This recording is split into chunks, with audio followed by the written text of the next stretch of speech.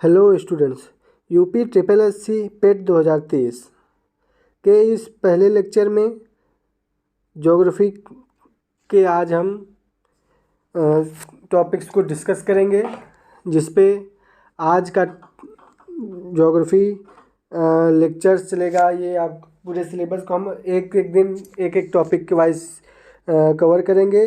Geography आपके paper में 5 number का आएगा। तो चलिए लेट स्टार्ट करते हैं। हमारे इस यूट्यूब चैनल में अगर हमारे चैनल पर आप नए आए हैं तो इसे लाइक एंड सब्सक्राइब कीजिए। आपका स्वागत है रोजगार विथ मिथिलेश में यूपी ट्रिपल एस सी पेट 2030 के इस बैच के लिए। ज्योग्राफी में पहला जो टॉपिक, हम सबसे पहले कुछ भी चीज़ पढ़ते हैं तो हम क्या पढ़ते हैं, पहले हम एक ब्रह्मांड के बारे में पढ़ते हैं कि ब्रह्मांड क्या है और हम इस पृथ्वी में जो रहते हैं ये कहाँ है, कैसे है। तो इसकी संपूर्ण जानकारी ब्रह्मांड में मिलती है और इसका जो अध्ययन करते हैं ब्रह्मांड के अध्ययन को क्रिस्मोलॉजी कहते हैं। ब्रह्मांड के अध्ययन को क्रिस्मोलॉजी कहते हैं। द्रव्य और ऊर्जा के सम्मिलित रूप को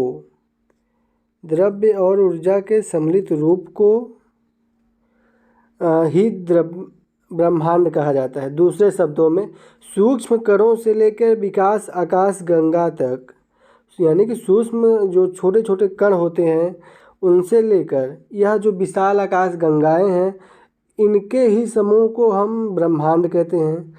ब्रह्मांड की उत्पत्ति का सबसे प्रचलित सिद्धांत क्या है? बिग बैंग थ्योरी है, जिसको जॉर्ज लेमिनेटर ने विकसित किया था। यह थ्योरी बहुत ही प्रचलित है ब्रह्मांड की उत्पत्ति का सिद्धांत के लिए। बिग बैंग थ्योरी को ही हम महान विस्फोटक सिद्धांत भी कहते हैं।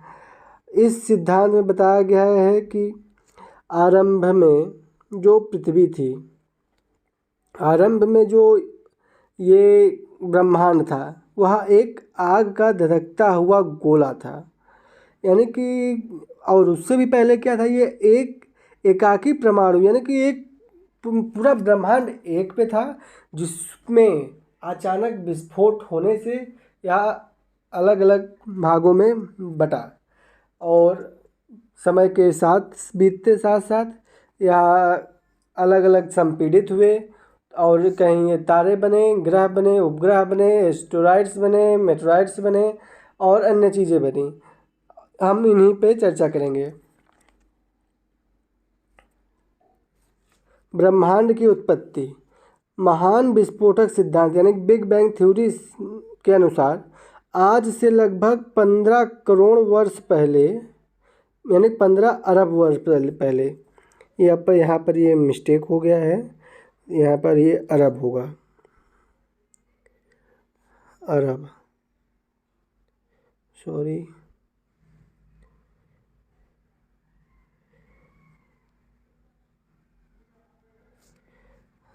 ये अरब वर्ष पहले हुआ था। 15 अरब पहले ब्रह्मांड एक आग का गोला था, आकाशगंगा। अरबों तारों के समूह को आकाशगंगा कहते हैं और हमारी आकाशगंगा यानी कि our galaxy is known as Milky Way, हमारी गैलेक्सी को मिल्की वे कहा जाता है, जिसके अन्य नाम क्या है? मंदाकिनी है, दुधमेगा है। अब देखिए, इसकी केंद्रीय भाग में तारों की संख्या सबसे अधिक है और इस भाग का नाम क्या है? इलेबल्स, ठीक है। इसका आकार क्या है? स्पाइरल शेप में है, यानी कुछ इस आकार का है। अभी हम आगे दिखाएंगे। और निकटतम आकाशगंगा का नाम देवपानी यानी कि एंड्रोमेडा है। जो हमारी निकटतम आकाशगंगा है उसका नाम एंड्रोमेडा है। तो जैसे ये हमारी मिल्की वे है, आप देख सकते हैं। इस पे क्या है? ये हम मिल्की वे हमारी संरचना दिख रही है, स्पाइरल शेप में है। ये कुछ ऐसे ऐसे करके है और ये कुछ ऐसे है, ठीक है। अब इसमें जो ये वाला एरिया है, यहाँ पे देखें तारों की डेंसिटी ज़्यादा है, इसी को हम क्या कहते हैं, इलेबस कहते हैं, ठीक है। ये क्या है, मिल्की जो डायमीटर है हमारे मिल्की वे का, वो क्या है, 1,00,000 लाइट ईयर जो इसकी दूरी है, यानी कि लाइट ईयर क्या है, यह एक खगोलीय दूरी है, यानी कि इसे हम अंतरिक्ष की दूरियां नापते हैं, ठीक है। यानी कि 1 लाइट ईयर माने क्या होता है, 1 वर्ष में प्रकाश के द्वारा चली गई दूरी को ही हम 1 लाइट ईयर कहते हैं, यानी कि यहाँ 1,00,000 लाइट ईयर इसकी डायमीटर है। और अर्थ की हमारी पोजीशन क्या है, अर्थ हमारी कुछ यहाँ पर है। ये अगर हम आपको दिखाएं, ये अर्थ हमारी कुछ इस पोजीशन पे है, यहाँ पर है, ठीक है। ये हो गया मिल्की वे हो गया उसका डायग्राम। अब जैसे कि सौरमंडल, सूर्य के चारों ओर चक्कर लगाने वाले खगोलीय पिंड के समूह को सौरमंडल कहते हैं। जैसे अभी कि यहाँ था आकाशगंगा में क्या था, हम आकाशगंगा के सेंटर को हम चक्कर लगाते थे सौरमंडल, तो वह आकाशगंगा कहलाती थी। और यहाँ पर क्या है, एक सौरमंडल, यानी कि सभी की जो तारे थे उनका एक अपना गुरुत्वाकर्षण क्षेत्र होता था, और उनमें उनके कुछ ग्रह चक्कर लगाते थे, उपग्रह, धूमकेतु यानी कि कॉमेट्स थे, या उल्कापिंड थे यानी मेटेराइट से, या क्षुद्र ग्रह थे यानी कि एस्टेरॉइड से थे। अब ये क्या थे, इनके समूह को सौरमंडल कहा जाता था। तो सौरमंडल में क्या क्या चीज़ें हैं, हमारे सौरमंडल में सूर्य है, 8 ग्रह हैं, उनके उपग्रह हैं, धूमकेतु है, उल्कापिंड है और क्षुद्र ग्रह हैं। अब हम इन सभी को डिटेल में एक एक करके पढ़ेंगे। जैसे कि अब हम जब सूर्य के बारे में पढ़ेंगे, फिर 8 उपग्रह में पढ़ेंगे कि उनकी साइज क्या है, उनका डेंसिटी यानी कि उनका घनत्व क्या है, वो कैसे रोटेट करते हैं, उनका रोटेटरी मोशन क्या है, यानी कि उनका घूर्णन गति क्या है, उनका परिक्रमण काल क्या है, उनमें दिन और रात कितना होता है, ये सब हम आगे जानेंगे। अलग अलग ग्रह के बारे में, उनके उपग्रह को हम चर्चा करेंगे, और उल्कापिंड क्या होते हैं, कुछ प्रमुख उल्कापिंड के बारे में हम पढ़ेंगे, और क्षुद्र ग्रह के बारे में पढ़ेंगे। तो चलिए आगे हम डिस्कस अब हम सूर्य के बारे में डिस्कस करेंगे। सूर्य क्या होता है, सूर्य क्या है, सूर्य हमारे सौरमंडल का प्रधान है, यानी कि जो सूर्य है हमारा, यह पूरे सौरमंडल का प्रमुख है, यानी कि पूरी जो इसमें गुरुत्वाकर्षण है इसी के अंदर है, जिससे यह क्या है, अलग अलग पिंडों को अपनी ओर आकर्षित किए रहता है।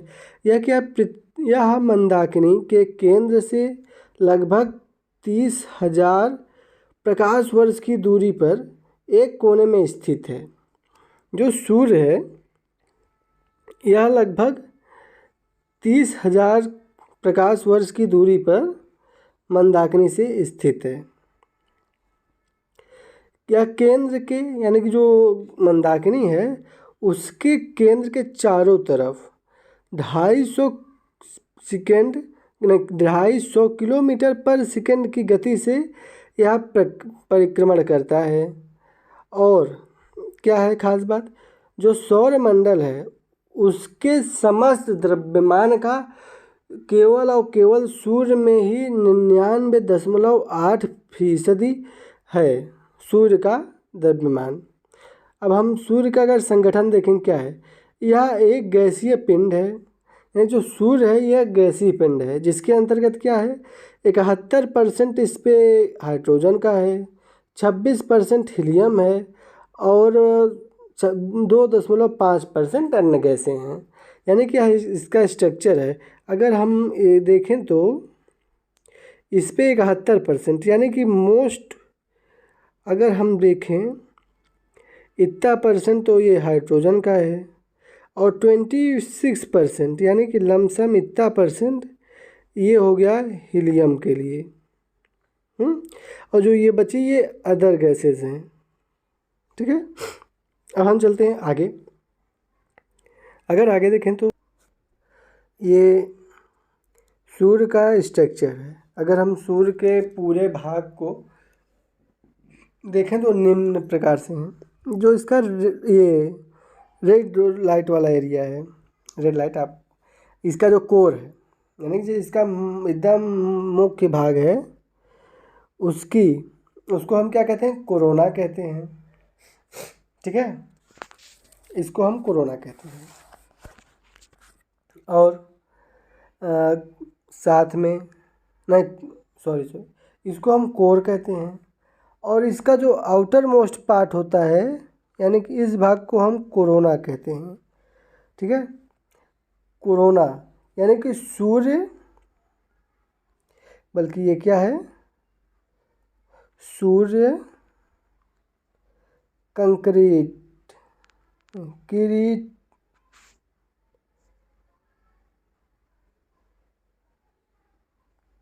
किरीट यानी कि सूर्य किरीट है। इसमें ये साफ नहीं है,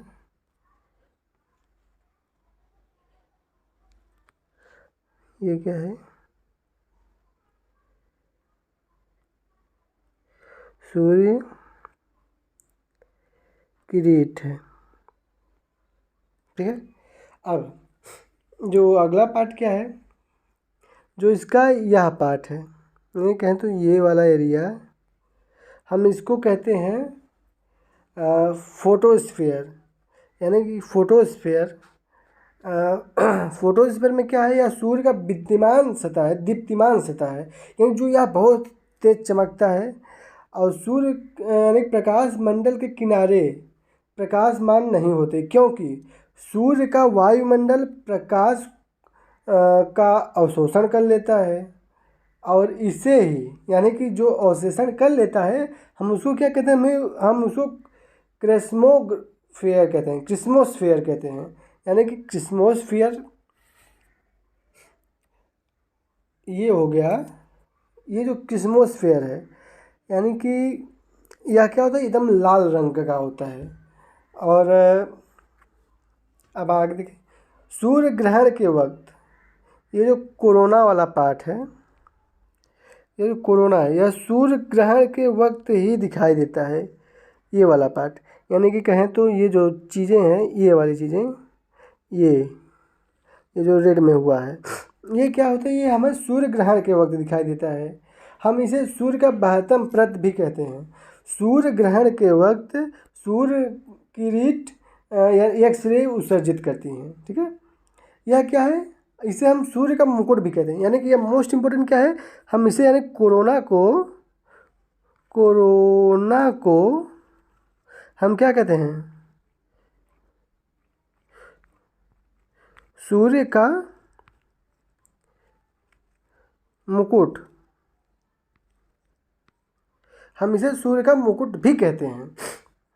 और सूर्य ग्रहण के वक्त हमें यही चीज़ यानी कि ये जो कोरोना है यही हमें लाइट देता है। अब देखिए सूर्य की जो एज है, सूर्य की उम्र जो है इस समय अभी एज जो है,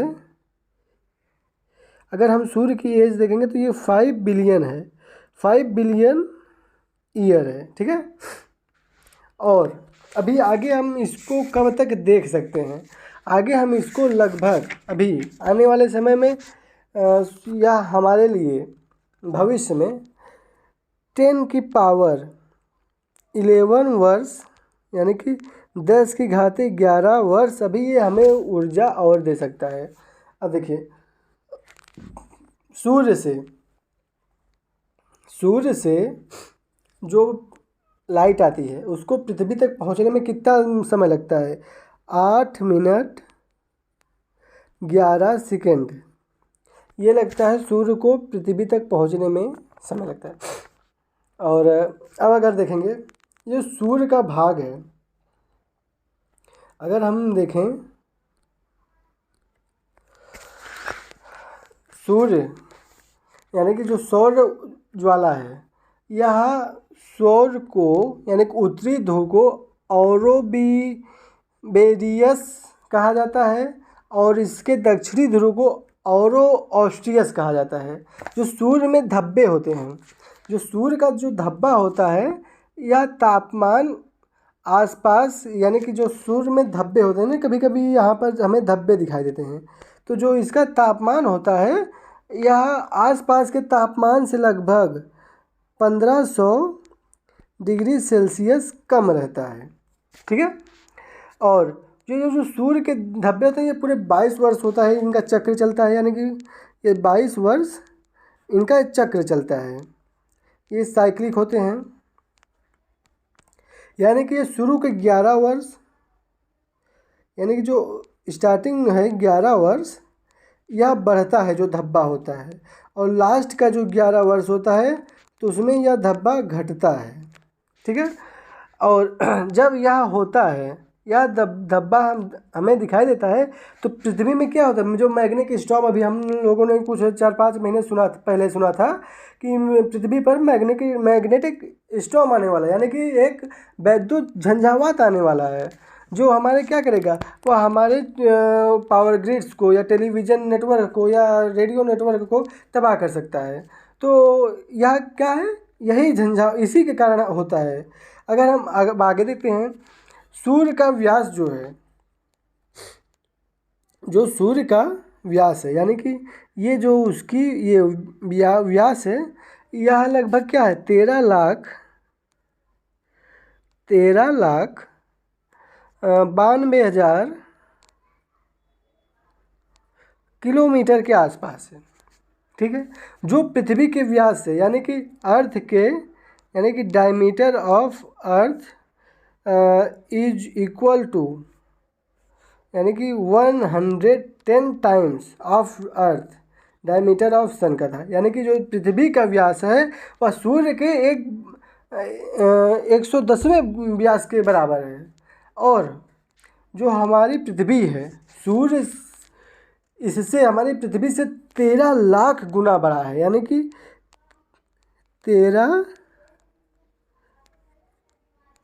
13 लाख गुना बड़ा है। ठीक है। अब अगर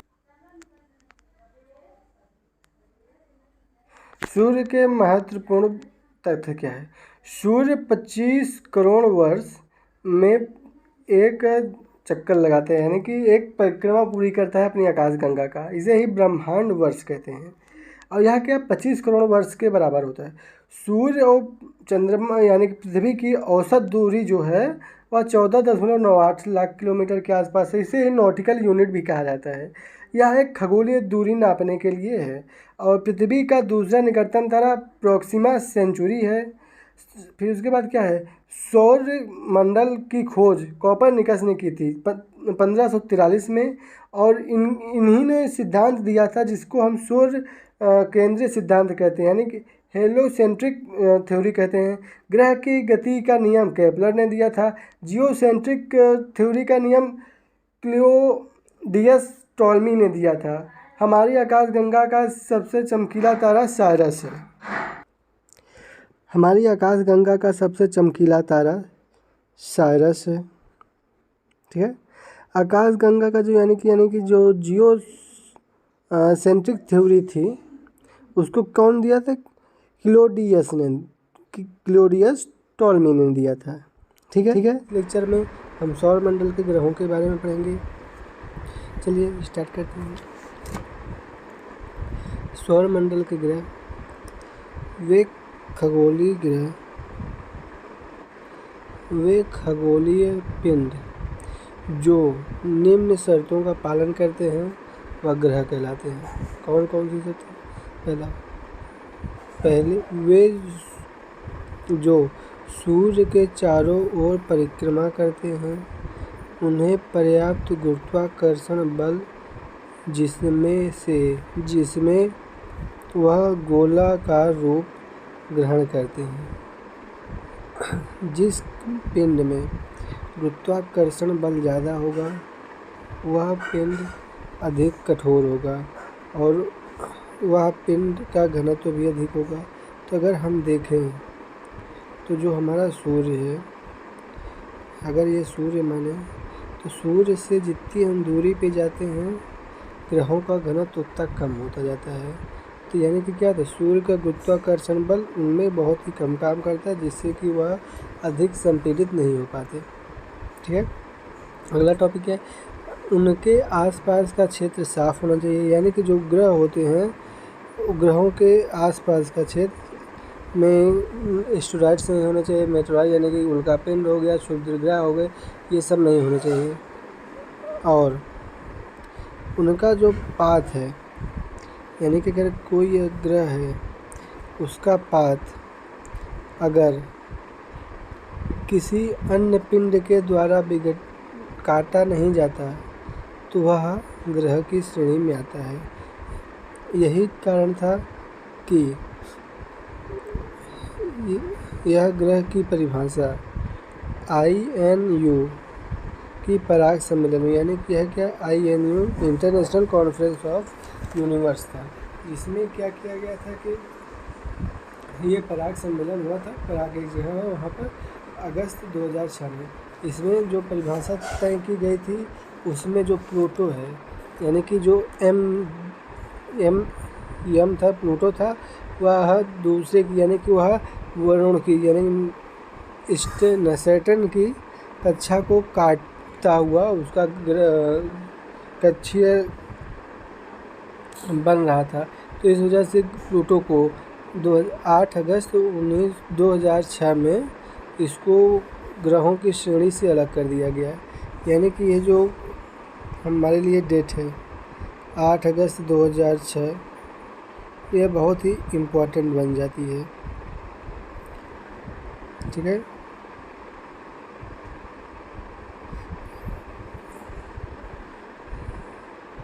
यह जो है यह बहुत ही इम्पोर्टेंट डेट हो गई कि यहाँ से क्वेश्चन क्या पूछेगा, प्लूटो को कहाँ से, यानी कि कब अलग किया गया था।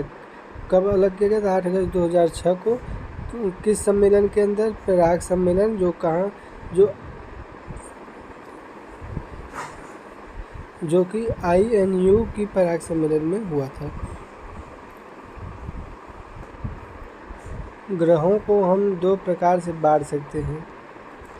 पहला क्या है, पहले हम ग्रहों को 2 प्रकार से बांट सकते हैं। किस प्रकार से? जैसे कि यह सूरज है, ठीक है, एक सूरज के बाद यह बुध, शुक्र, पृथ्वी, फिर उसके बाद मेटेरॉइड्स के वो हैं, यानी उल्कापिंड के बेल्ट है, फिर उसके बाद बृहस्पति, अरुण, वरुण और शनि है। ठीक है, तो यह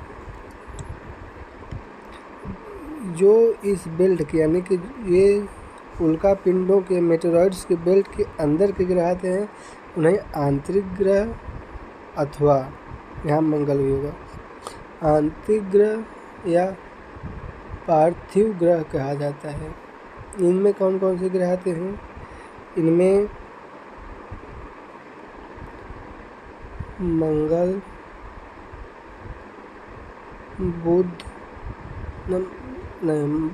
बुध, शुक्र, पृथ्वी, मंगल को इस श्रेणी में रखा गया है, क्योंकि यह पृथ्वी से दिखाई देते हैं। पृथ्वी से यह सूर्य व क्षुद्र ग्रहों की श्रेणी के बीच स्थित हैं, इसलिए इन्हें आंतरिक ग्रह व भीतरी ग्रह कहा जाता है। इनकी विशेषता क्या है कि यह सभी चट्टानी ग्रह हैं, यानी कि यहाँ पर चट्टानें पाई जाती हैं। ठीक है, बाकी का यानी बृहस्पति ग्रह या बाहरी ग्रह, ये जो इस उल्का पिंडों के बेल्ट से बाहर के जो ग्रह हैं उनको हम चट्टानी ग्रह कहते हैं। ठीक है, जैसे कि बृहस्पति, शनि, अरुण, वरुण को हम क्या कहते हैं? बृहस्पति ग्रह कहा जाता है, बृहस्पति ग्रह भी कहा जाता है। यह सूर्य से पृथ्वी या सूर्य से बहुत दूर होते हैं और यह बहुत बड़े आकार से होते हैं। यह गैस एवं और तरल से मिलकर बने होते हैं।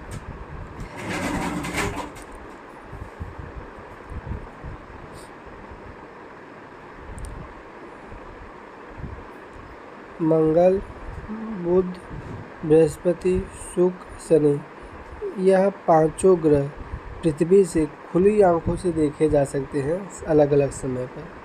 तो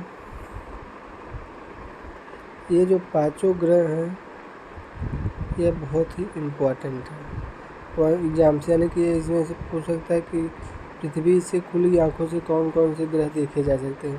तो जिसमें क्या उत्तर होगा, मंगल, बुध, बृहस्पति, शुक्र, शनि, ये पांचों ग्रह पृथ्वी से खुली आंखों से देखे जा सकते हैं।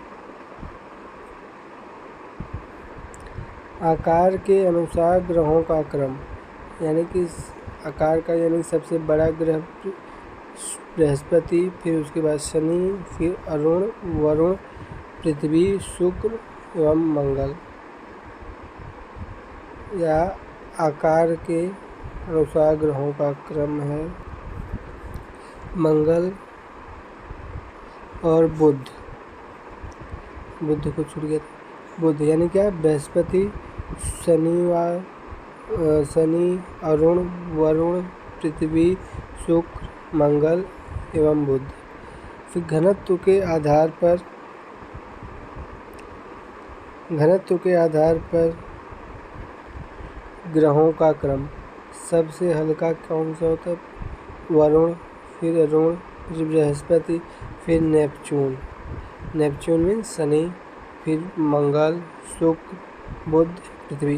यानी सबसे कम घनत्व वरुण का होता है और सबसे अधिक घनत्व पृथ्वी का होता है। ठीक है। अब उसके बाद सूर्य से दूरी के आधार पर ग्रहों का क्रम, बुध, शुक्र, पृथ्वी, मंगल, बृहस्पति, अरुण, वरुण और शनि। ठीक है, यह हो गए सूर्य से दूरी के आधार, यानी सबसे पास बुध है और सबसे दूर शनि ग्रह है। ठीक है। फिर परिक्रमण काल के आधार पर ग्रहों का क्रम, सबसे कम परिक्रमण काल शुक्र का, बुध का, फिर शुक्र का, फिर पृथ्वी का, फिर मंगल, बृहस्पति, शनि, अरुण, वरुण का। फिर इम्पोर्टेंट पॉइंट क्या है, शुक्र और अरुण को छोड़कर सभी ग्रहों के घूमने एवं परिक्रमण काल की दिशा एक ही होती है।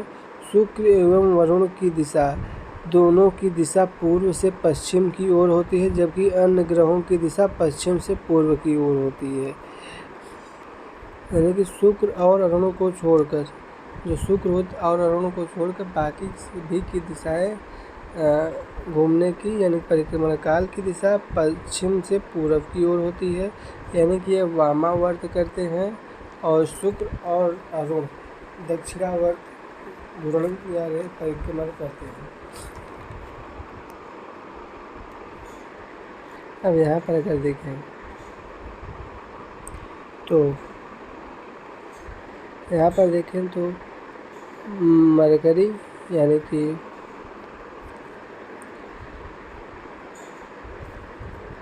बुध,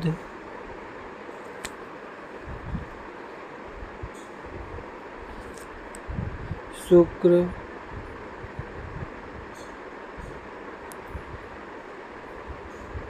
पृथ्वी,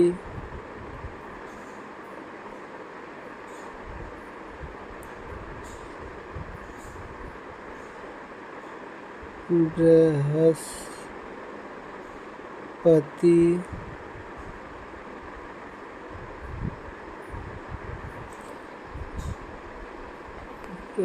बृहस्पति के बाद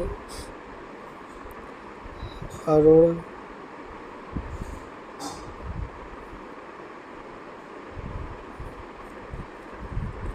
वरुण,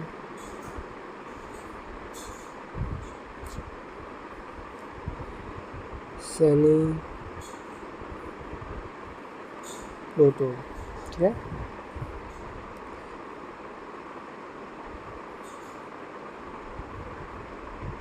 प्लूटो।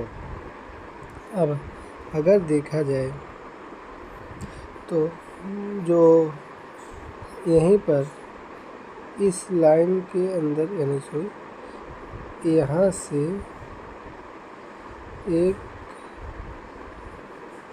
वो शुद्ध ग्रहों की यानी कि उल्का पिंडों की वो होता है, यानी कि यहाँ पर मेटेरॉइड्स हमेशा एक बेल्ट बना के रहते हैं। यहाँ पर ऐसे काफ़ी मात्रा में इनके बीचों में मेटेरॉइड्स होते हैं जो कि बहुत ही सघन मात्रा में यहाँ पर गति करते रहते हैं। ठीक है, तो जो इसके अंदर के ग्रह हैं, यानी कि इसके अंदर के जो ये चारों ग्रह, चाहे वो मरकरी हो, वीनस हो, अर्थ हो, ये मार्स हो, यह सभी चट्टानी ग्रह होते हैं। यानी कि जो इनकी सरफेस हो, यानी कि इनकी जो परतें होती हैं वो चट्टानी ग्रहों से, चट्टान से मिलकर बनी होती हैं। पृथ्वी की, शुक्र का, बुध का और मंगल ग्रह का। ठीक है, जबकि जो अन्य ग्रह यानी चाहे जुपिटर हो, सैटर्न हो, यूरेनस हो, नेपच्यून हो या प्लूटो हो, यह सभी गैसीय ग्रह हैं। यानी कि यहाँ पर इनकी जो परतें हैं वो गैस से मिलकर बनी होती हैं, गैस और जल वाष्प से इनकी परतें मिलकर बनी होती हैं। ठीक है, तो अगर हम यहाँ से देखें या दूरी के आधार पर, अगर हम दूरी के आधार पर देखें तो सबसे पहले बुध आता है, फिर शुक्र आता है, फिर पृथ्वी, फिर मार्स, फिर जुपिटर, फिर सैटर्न, फिर यूरेनस, नेपच्यून एंड प्लूटो। अगर देखिए ये जो वरुण है, वरुण में देखेंगे तो ये एक वलय बना होता है, यह इसकी खासियत होती है। यह मीथेन गैस का बना होता है। ठीक है, चलिए आगे चलते हैं। अब ग्रहों के बारे में और डिटेल से देखेंगे कि ग्रह का डायमीटर यानी कि उसका व्यास, ग्रहों का व्यास क्या होता है, उसका रोटेशन पीरियड यानी घूर्णन काल क्या होता है, रिवॉल्यूशन पीरियड यानी कि अर्थ के हिसाब से रिवॉल्यूशन पीरियड यानी कि उसका परिक्रमण काल क्या होता है, एवरेज टेम्परेचर यानी कि औसत तापमान, और सरफेस उसका बना कैसे है, और उसके वलय यानी कि उसमें वलय, और सूर्य यानी कि उसके मून कितने हैं, और पृथ्वी से वहाँ पहुँचने में कितने समय लगेंगे। ठीक है, हम पहले बुध के कहते हैं, बुध के बारे में। बुध का क्या है, इसका जो डायमीटर है यानी कि इसका व्यास का 4879 यानी कि 4879 किलोमीटर का है, और इसका रोटेशन पीरियड कितना है 58.66 दिन का इसका रोटेशन पीरियड है। और पृथ्वी से इसको यानी कि इसका रिवॉल्यूशन पीरियड यानी परिक्रमा काल इसका 88 दिन का है। एवरेज टेम्परेचर 179 रहता है, यानी कि यहाँ पर दिन जो है अत्यधिक गर्म और दिन अत्यधिक गर्म होता है, रात अत्यधिक ठंडी होती है। इसका सरफेस क्या चट्टानों से मिलकर यानी रॉकी है, इसके पास कोई उपग्रह नहीं है, और ये पृथ्वी से यहाँ पहुँचने में 5 महीने का वक्त लगता है।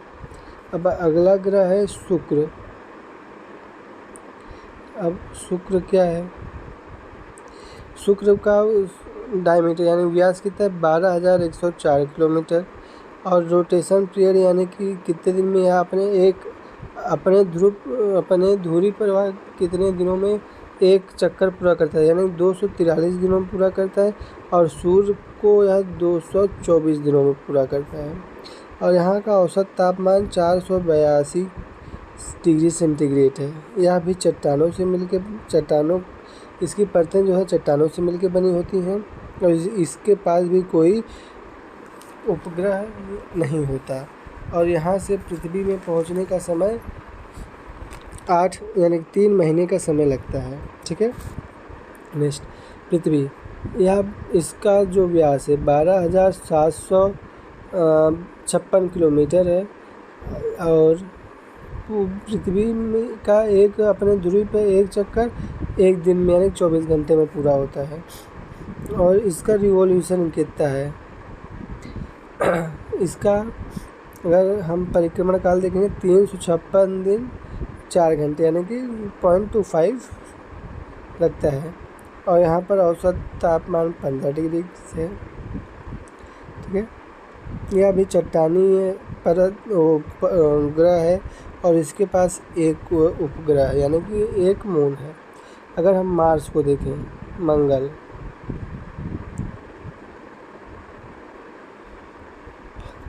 का कितना है? मंगल का व्यास जो है 6756 किलोमीटर है और इसका घूर्णन क्या है 1.03 यानी कि लगभग पृथ्वी के समान ही है, 1 दिन लगता है और इसका परिक्रमण काल 687 दिन है।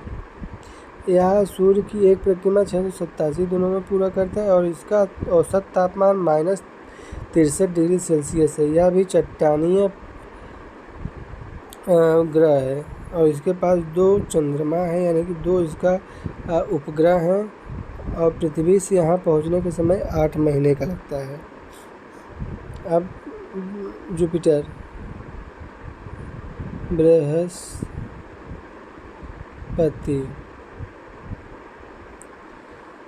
इसका जो व्यास है 1,42,984 किलोमीटर है, जो कि सर्वाधिक व्यास वाला ग्रह है बृहस्पति। इसका अपने ध्रुवी में यह 0.42 लगभग आधा दिन में यह पूरा कर लेता है और इसका रिवॉल्यूशन यानी कि एक परिक्रमण काल 4,332 किलोमीटर 332 दिनों में होता है और यहाँ का औसत तापमान -121 डिग्री सेल्सियस है। यह एक गैसीय ग्रह है यानी जो इसकी सरफेस है वो गैसों से मिलकर बनी होती है। इसके पास 60 उपग्रह हैं और रिंग्स हैं और यहाँ से पृथ्वी में पहुँचने का समय 5 साल का लगता है। और सैटर्न, अरुण,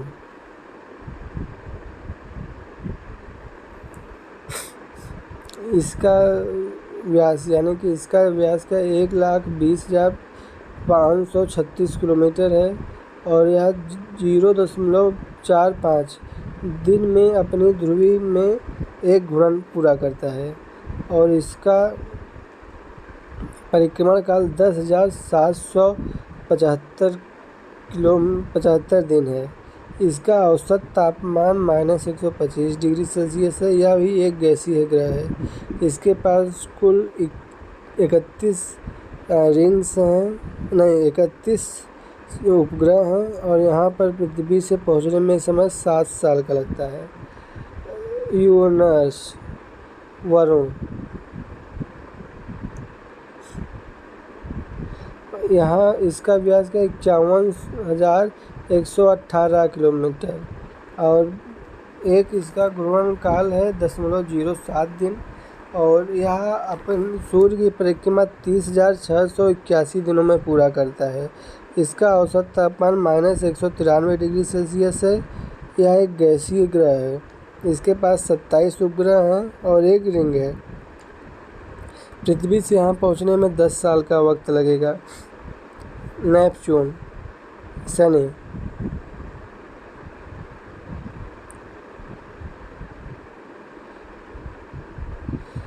49,528 किलोमीटर इसका व्यास है। 0.067 दिन लगेंगे इसको अपने ध्रुवी में एक घूर्णन पूरा करने के लिए। 60,193 दिन लगेंगे इसको एक परिक्रमण काल पूरा करने में। औसत तापमान 173 दिन है। यह भी एक गैसीय ग्रह है जिसके पास 13 उपग्रह हैं और एक रिंग है। यहाँ पर पृथ्वी से यहाँ पर पहुँचने का समय कुल 12 वर्ष का लगेगा।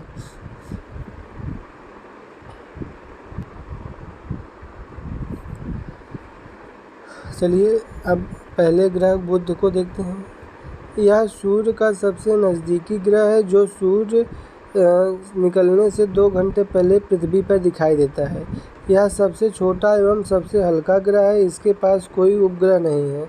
इसका विशिष्ट गुण क्या है? इसमें चुंबकीय क्षेत्र का होना, यानी कि इस ग्रह में चुंबकीय क्षेत्र पाया जाता है। यह सूर्य की परिक्रमा सबसे कम समय में पूरा करता है, यानी कि अर्थात सौर मंडल का सर्वाधिक कक्षीय गति करने वाला ग्रह है। यहाँ दिन अधिक गर्म और रात अधिक बर्फीली होती है। तापांतर सभी ग्रहों में सबसे ज़्यादा 600 डिग्री सेल्सियस के करीब होता है। यहाँ रात और दिन का तापमान दिन रात रात में -173 डिग्री, दिन में 427 डिग्री होता है। दूसरा ग्रह शुक्र है। यह पृथ्वी का सबसे निकटतम, सबसे चमकीला और सबसे गर्म ग्रह है। इसे सांझ का तारा एवं भोर का तारा कहा जाता है, क्योंकि यह शाम को पश्चिम दिशा में और सुबह पूर्व दिशा में दिखाई देता है। अन्य ग्रहों के विपरीत यह दक्षिणावर्ती चक्रण करता है, इससे पृथ्वी की भगिनी भी कहा जाता है। यह गोला आकार, इसका आकार एवं विकास पृथ्वी के समान है। इसके पास कोई उपग्रह नहीं है। मंगल ग्रह।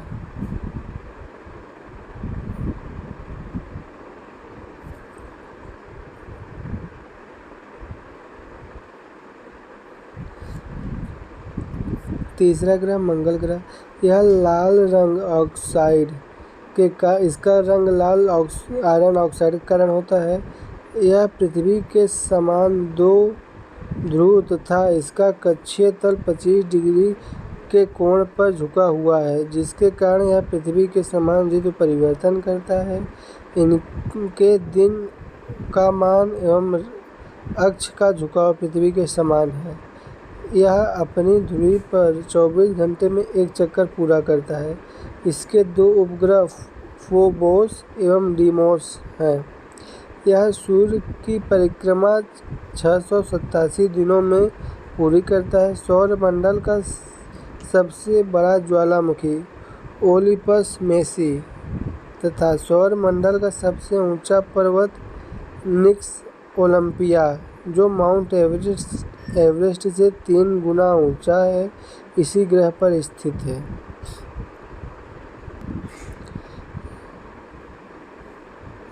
चौथा ग्रह बृहस्पति है। यह सौरमंडल का सबसे बड़ा ग्रह है। इसे अपनी ध्रुवी पर चक्कर लगाने में 10 घंटे का समय लगता है और सूर्य की परिक्रमा करने में 12 वर्ष का समय लगता है। बृहस्पति का द्रव्यमान सूर्य के द्रव्यमान से लगभग 1000वां भाग है। यानी कि सूर्य का द्रव्यमान का 1000वां हिस्सा बृहस्पति का द्रव्यमान है। इसके उपग्रह गयानीड पीले रंग का सभी उपग्रहों में सबसे बड़ा उपग्रह है। पांचवें ग्रह वरुण है। इसकी खोज 1846 में जर्मन खगोलशास्त्री जोहान गालेन ने की थी।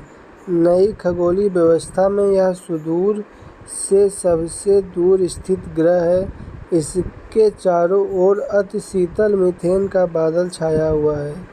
इसके उपग्रह का नाम टाइटन प्रमुख है। उपग्रहों में टाइटन सबसे प्रमुख उपग्रह है। छठा ग्रह शनि है। यह आकार में दूसरा सबसे बड़ा ग्रह है। इसकी विशेषता इसके सतह के चारों ओर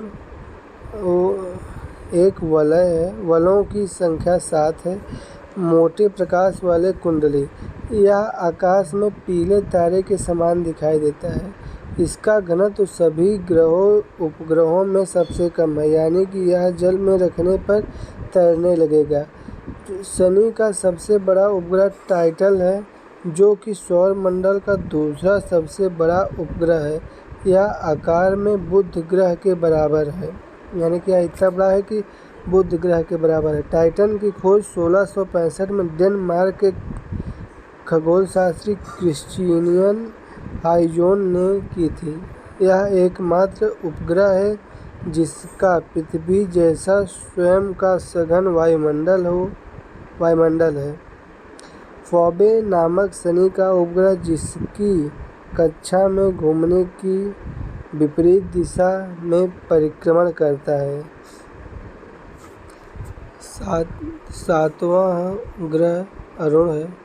यह आकार में तीसरा सबसे बड़ा ग्रह है। इसका तापमान 215 डिग्री -215 डिग्री है। इसकी खोज 1781 में विलियम हर्शले द्वारा की गई थी। इसके चारों ओर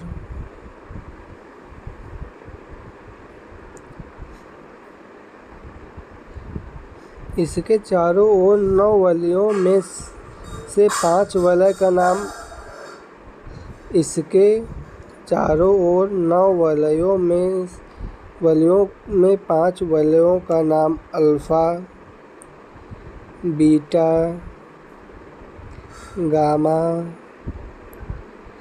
डेल्टा, इप्सिलॉन है।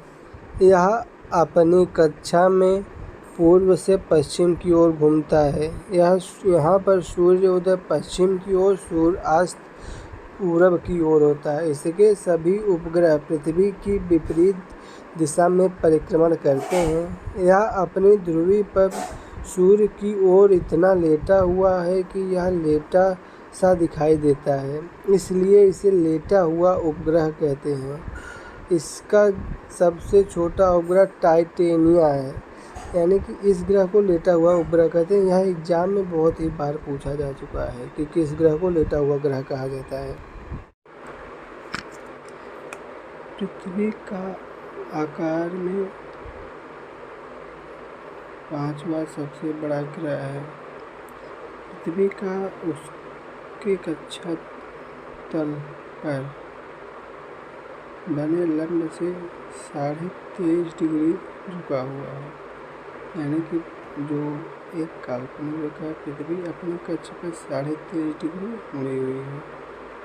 इसका विषुवतीय व्यास 12,756 किलोमीटर और ध्रुवीय व्यास 713.6 किलोमीटर। दोनों व्यासों का अंतर 43 किलोमीटर है। सूर्य से पृथ्वी की दूरी 149.6 मिलियन किलोमीटर है। यह अपने कक्ष पर पश्चिम से पूर्व की ओर 1610 किलोमीटर प्रति घंटे की चाल से 23 घंटा 56 मिनट 4 सेकंड में एक चक्कर पूरा करती है। इसे ही दैनिक गति कहा जाता है, यानी कि अपने ध्रुव के परितः एक बार घूमने पर इसको 23 घंटे 56 मिनट 4 सेकंड का वक्त लगता है। पृथ्वी को सूर्य की परिक्रमा करने में 356 दिन 5 घंटा 48 मिनट 46 सेकंड का वक्त लगता है। इस अवधि के दौरान पृथ्वी का मध्यम में स्पीड 30 किलोमीटर पर सेकंड होती है। ठीक है। क्या होता है अपसौर उपसौर क्या होता है? जब यह घटना साल में एक बार होती है, ठीक है। जब अपसौर की स्थिति में यह 4 जुलाई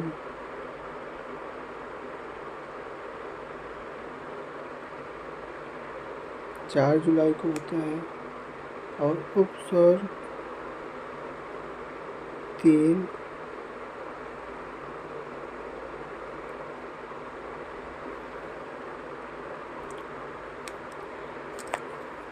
जनवरी को, ठीक है। अब इस दौरान उपसौर की स्थिति में सूर्य और पृथ्वी के बीच की दूरी 14.70 करोड़ किलोमीटर होती है। यह दूरी सूर्य और पृथ्वी की सबसे न्यूनतम दूरी होती है और अपसौर इस दौरान सूर्य और पृथ्वी की दूरी 15.21 करोड़ वर्ष होती है। यह पृथ्वी और सूर्य के बीच की अधिकतम दूरी है।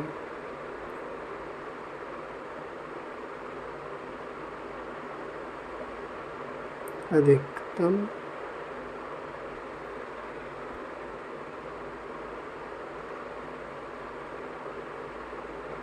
होती है या न्यूनतम होती है। क्या अपसौर उपसौर की घटना, अपसौर उपसौर की घटना यही घटना है। देखिए अब पृथ्वी का हम रेखीय संरचना देखेंगे। पृथ्वी के एकदम बीच मध्य से एक इक्वेटर गुजरता है जिसे भूमध्य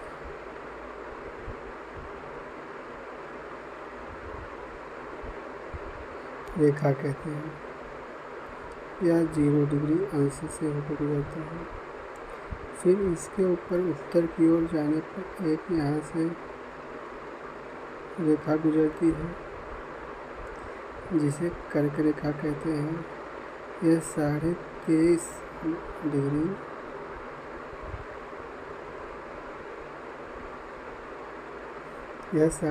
डिग्री उत्तर यानी नॉर्थ से होकर गुजरती है। फिर इसके ऊपर जाने पर एक और मिलेगा जिसे हम कहते हैं आर्कटिक वृत्त। क्या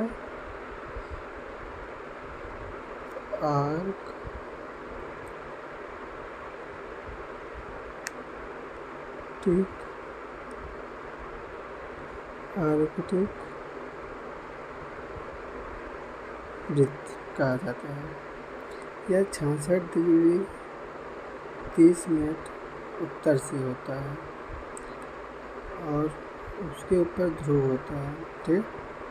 ठीक उसी प्रकार एक रेखा उत्तर या दक्षिण में होके जाती है। 23.5 डिग्री 30 मिनट उत्तर में मकर रेखा कहलाती है। फिर 66 डिग्री 2 मिनट या दक्षिण में आर्कटिक हो गया। अटलांटिक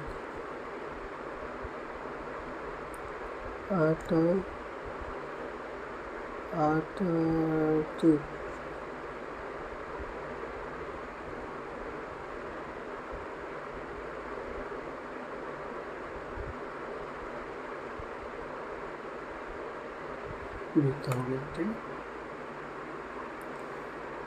कर्क रेखा से ये वाला जो एरिया होता है यानी कि कर्क रेखा मकर रेखा से कर्क रेखा के बीच का एरिया बहुत ही गर्म होता है। यहाँ वर्ष भर सूर्य की सीधी किरण पड़ता है। उसके ऊपर जाने पर जो ये वाला एरिया आता है कलर, इधर ये वाला एरिया आता है। यहाँ पर सूर्य की किरण 6 महीने सीधी पड़ती है, 6 महीने तिरछी पड़ती है, जिस वजह से यहाँ गर्मी और ठंडी बराबर पड़ती है। और उसके ऊपर के इस एरिया में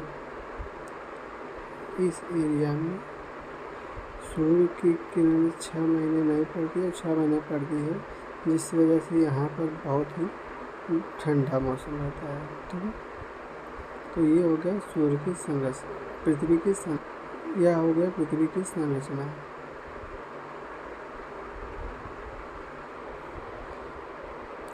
सूर्य के बाद पृथ्वी का निकटतम तारा प्रॉक्सिमा सेंचुरी है, जो अल्फा सेंचुरी समूह का एक तारा है। यह पृथ्वी से 4.2 प्रकाश वर्ष की दूरी पर है। यह सूर्य का ही निकटतम तारा है। ठीक है, अब पढ़ेंगे हम पृथ्वी की गतियाँ। पृथ्वी में 2 प्रकार की गति होती है, पहला दैनिक गति, दूसरा वार्षिक गति। दैनिक गति कौन सी गति है? दैनिक गति में अपनी अक्ष पर पूर्व से पश्चिम की ओर घूमती है, जिसे पृथ्वी का परिभ्रमण कहते हैं। इसके कारण दिन और रात होता है, इसलिए इसे दैनिक गति कहा जाता है। पश्चिम से पूर्व की ओर, पश्चिम से पूर्व की ओर गति करती है। और वार्षिक गति, पृथ्वी अपनी अक्ष पर घूमने के साथ साथ सूर्य के चारों ओर विविध मार्ग पर परिक्रमा करती है। इसे परिक्रमण या वार्षिक गति कहते हैं।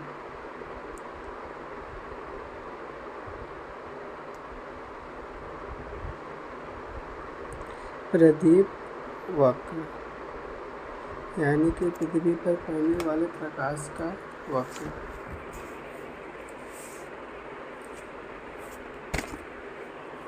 देखो, पहले हम चालू करते हैं ग्रीष्म ऋतु से। ठीक है, देखो ये सूर्य है अब, और ये हमारी पृथ्वी है। ये हो गई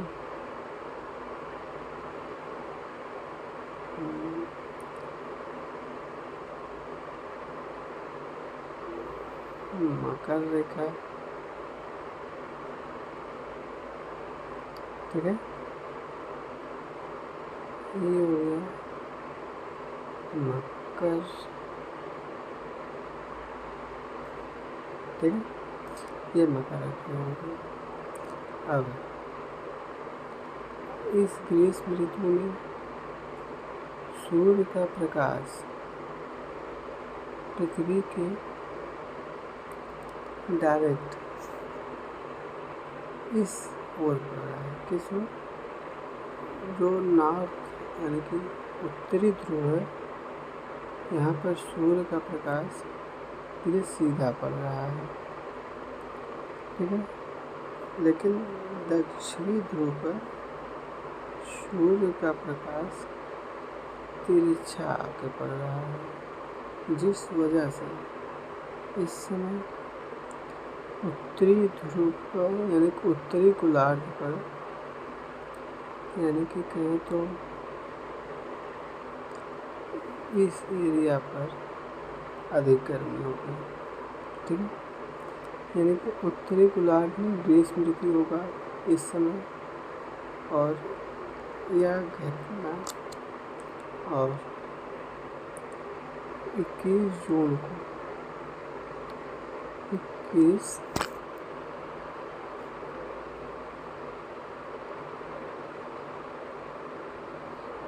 जून को हम क्या कहते हैं, इसे ही ग्रीष्म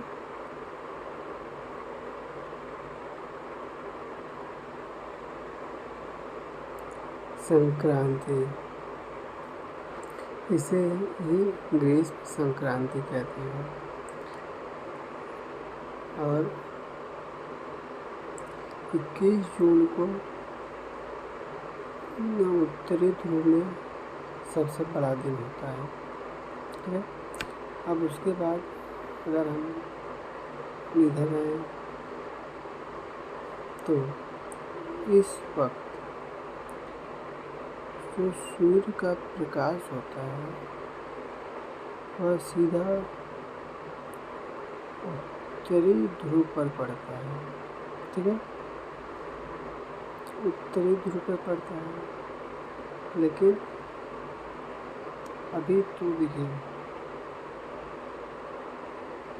अभी इस साइड पड़ रहा था, लेकिन अब इस साइड पड़ रहा है, जिस वजह से इस साइड शीत ऋतु आ जाती है और इस साइड ग्रीष्म ऋतु आ जाती है। और जो सूर्य का प्रकाश होता है यह तिरछा पड़ता है, जिस वजह से यह तो यहाँ पर शरद ऋतु आ जाता है और इस घटना को शरद विषुव कहते हैं। ठीक है, और यह कब होता है? 23 सितंबर, यानी कि 23 सितंबर को भूमध्य रेखा पर वसंत ऋतु आ जाती है। और आगे चलने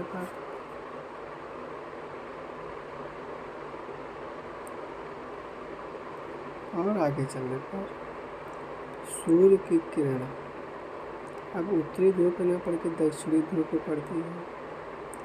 ठीक है, और इस समय दक्षिणी ध्रुव पर सबसे बड़ा दिन होता है। कब? 22 दिसंबर को सबसे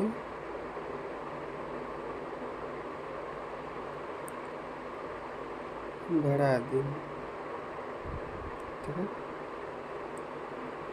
और इसे ही हम शीत क्रांति भी कहते हैं, संक्रांति, इसे हम शीत संक्रांति भी कहते हैं। ठीक है, अब इसके बाद सूर्य का मार्च में दक्षिणी ध्रुव पर पूरी तरह से पड़ता है, जबकि उत्तरी ध्रुव पर नहीं पड़ता। इसीलिए उत्तरी ध्रुव पर देखिए यहाँ से लेकर और यहाँ तक नहीं पड़ा, इसलिए उत्तरी ध्रुव पे 6 महीने शरद ऋतु है। ठीक है,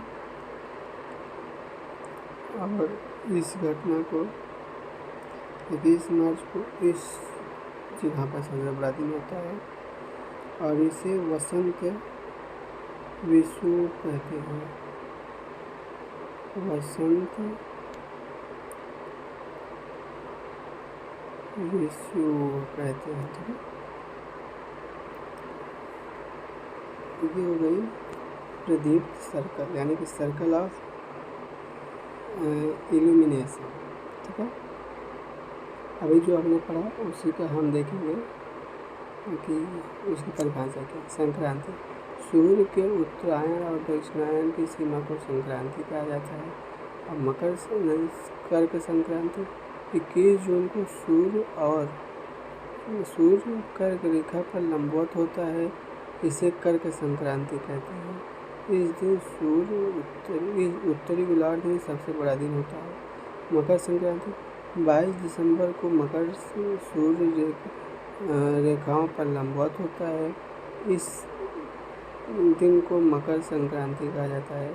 इस दिन दक्षिणी गोलार्ध पर सबसे बड़ा दिन होता है। विषुव, यह पृथ्वी पर वह स्थिति है जब सूर्य की किरणें विषुवत रेखा पर लंबवत पड़ती हैं। यह इस दिन सभी पृथ्वी पर सभी दिन समान और रात समान होती हैं। 21 सितंबर और 21 मार्च को पृथ्वी पर दिन और रात बराबर होता है। इसे क्रमशः शरद विषुव और वसंत विषुव कहा जाता है। तो आज के लेक्चर में बस इतना ही। अब मिलते हैं कल के लेक्चर में। धन्यवाद।